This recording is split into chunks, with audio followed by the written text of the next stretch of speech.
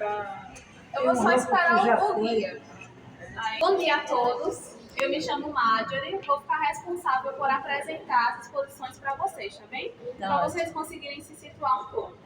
Essa exposição aqui, ela vai representar os 160 anos da cidade de Campina Grande, mas são 160 de Campina como cidade, porque antes disso ela já foi vila e freguesia.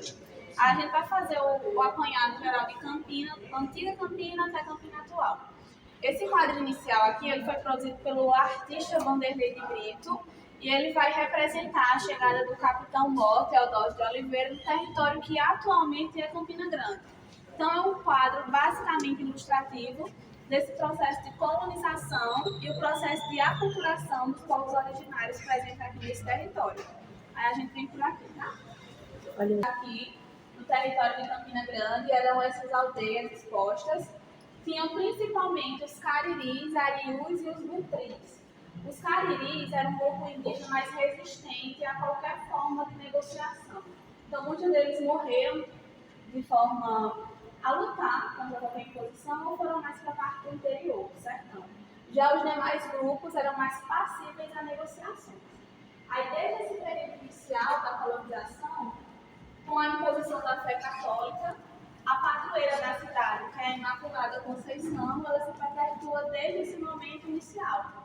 E Campina Grande, ela também continua com essa tradição bastante religiosa, tanto que aqui em Campina Grande não temos carnaval. Durante a semana de carnaval, temos eventos de consciência cristã. Aqui a imagem da Catedral de Campina, ela se localiza no centro. Inicialmente, ela foi feita como formato de capela.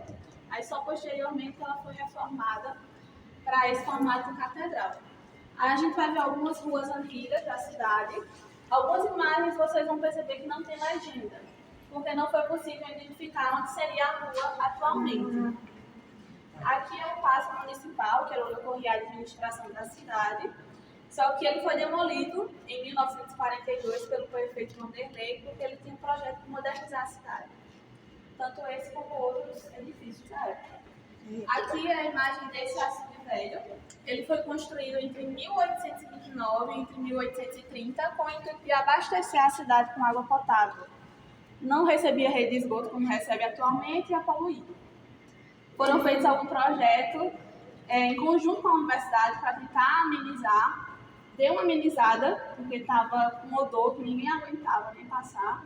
Mas deveria ter um investimento maior para continuar, né, esse projeto. Mas enfim, aqui é uma imagem mais antiga, não tinha o calçamento completo. Aqui é uma imagem mais antiga da catedral, que ela foi feita em 1769.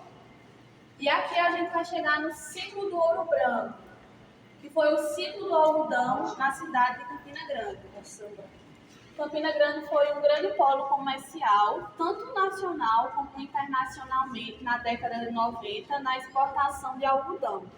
Só que vale enfatizar que não era Campina que produzia o algodão, sim as cidades circunvizinhas a ela. Campina Grande era só responsável pela comercialização. Aí foi durante esse período histórico que foi feita a construção da ferrovia aqui em Campina. Aí temos também um museu aqui em Campina que se chama Museu do Algodão, que vai explicar melhor esse ciclo. De lá. Nós íamos lá. Ótimo. Aí já ia falar, funciona só na parte da manhã. De lá. Nós fomos lá. Ótimo. Foi ótimo. Aqui um pouco para representar o ciclo, acho lindo esses quadros. Lindíssimos. Aí aqui a gente já vai chegar um pouco na Campina atual. Aqui, enfatizar que esse Museu de Arte Popular pertence à Universidade Estadual da Paraíba. Tanto eu como outros monitores somos da Universidade Estadual, responsável por apresentar as exposições para vocês. Aqui as imagens. Aqui a imagem desse museu, que é conhecido popularmente como Museu dos Três Pandeiros, devido ao formato arquitetônico. E também porque temos a estátua de Giacomo Pandeiro com Luiz Gonzaga à frente. E foi uma das últimas obras de Oscar de Niemeyer, inaugurada no ano 2012. Aí mais pra frente a gente chega à energia elétrica em Campina Grande em 1920. Também só em alguns pontos da cidade. Eu vou enfatizar essa rua aqui, que é a Marcel Pinheiro. É uma rua localizada no centro, E uma curiosidade sobre ela é que ela foi a primeira e a única rua em Campina Grande com o modelo de fiação embutida, ou seja, sem fiação exposta, buscando um modelo europeu. Até hoje funciona esse tipo de poste, só que o custeamento foi muito alto, ficou a única rua em Campina Grande com esse modelo. Então, até hoje funciona, basicamente uma curiosidade. Há 7 anos a linha elétrica chegou a água encanada. Também só em alguns pontos, uma imagem aqui. E vinha da cidade de Puxinanã. Atualmente vem da cidade de Boqueirão, não mais de Puxinanã. E Boqueirão abastece não só Campina, como outras cidades circunvizinhas. O açude que tem essa capacidade. Aí aqui a gente vai ver alguns edifícios importantes na época, como o antigo Capitólio, que era onde funcionava o cinema, não funciona mais. O antigo prédio da prefeitura, a Praça da Bandeira, que é localizada no centro e ainda é uma praça comercial. O antigo Matador também não funciona. O Cine Avenida, que era outro cinema. Atualmente só temos o cinema que funciona no poste. No shopping.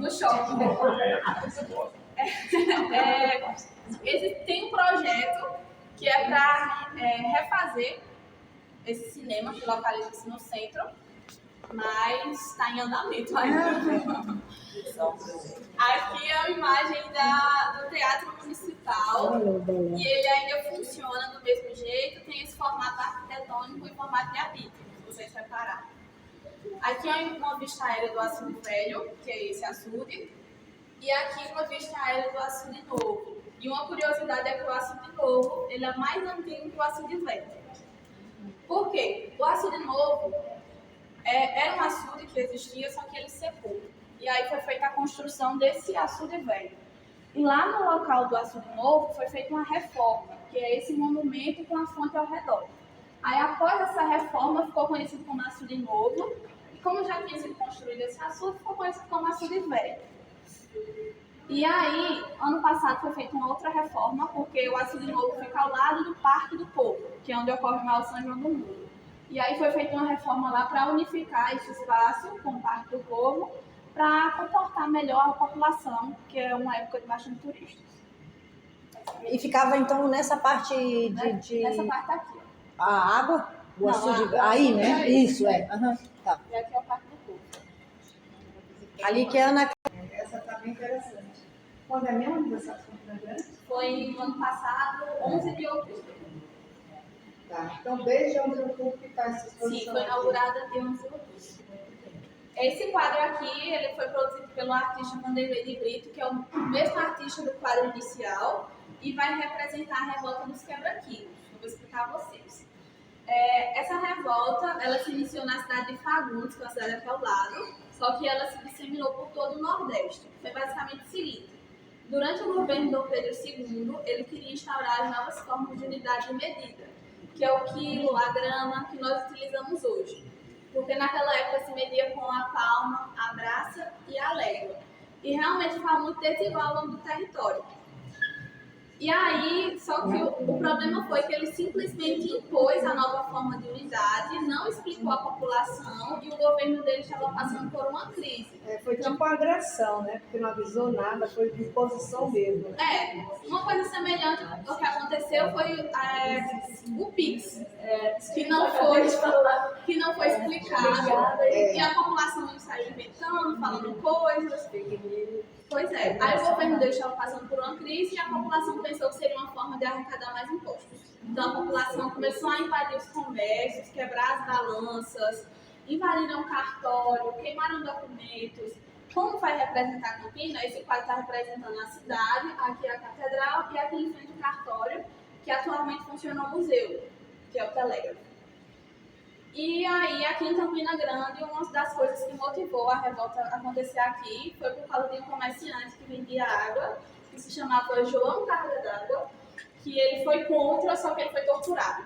Colocaram uma cinta de couro na cintura dele, molhada, colocaram ele para andar, e à medida que a cinta ia secando, ia comprimindo, e ele morreu asfixiado.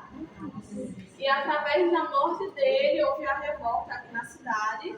Só que ela se espalhou por todo o Nordeste e uma das formas dessa disseminação denominação foi através de história de cordel, porque o cordel ele também funcionava como um jornal do povo naquela época.